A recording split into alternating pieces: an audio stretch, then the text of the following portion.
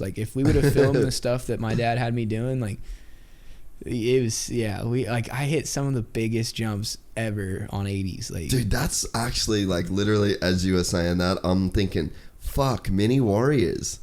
Like, dude, you were sending shit. Was that on a KX80? I was right? 11, like fuck, 11 bro. years old then. Like, and my dad's like, my dad built this just big jump at our buddy's property. It was like 100-foot just straight gap. He had to come off this downhill and jump a berm and hit it. And it was like, but I think he built it like 85 feet first, and it was still big. It was like, taller than a Supercross triple face, and just big massive gap. And then like I hit it and I overshot. He's okay. He's all, yeah, all right, I'm gonna make it bigger. So he pushed it out, and then we just kept pushing it out until my bike was just maxed. And then that's fucking heavy. I jumped it, and the guys are like, they're all, hey, there's that old bus, like he could clear that thing. And my dad's like, you gonna put him on the cover? And if he jumps the bus, put him on the cover. He's like, all right. Just goes and your dad was straight hustling. Grabs my dad was a pro BMX rider in the like my dad apparently invented the turn down on BMX. No shit. That's the story. A lot of people back it up that I've talked to in the industry and BMX back it up. So like he's legit. Like he can still go hit a quarter pipe and go like 6-7 feet out on this like his 8 foot, like his old like ramp quarter pipes that like his trailer ones that are 8 feet wide and 8 feet tall. Like he can still just air them and do one-handed no footers and inverts and all. He's nuts. How much did that shit influence you growing up then? Like was he like a legit superhero to you growing up? Yeah.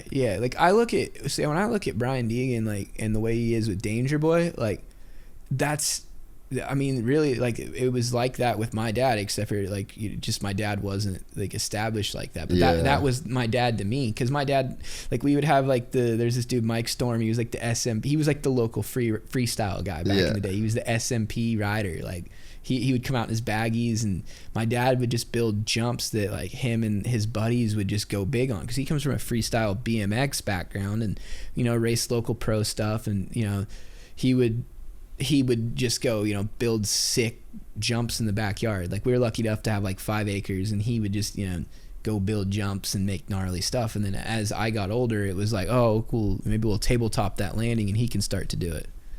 So that, and then, but it was more just for fun. Like I would just sit and circle a jump and try to do tricks all day at first.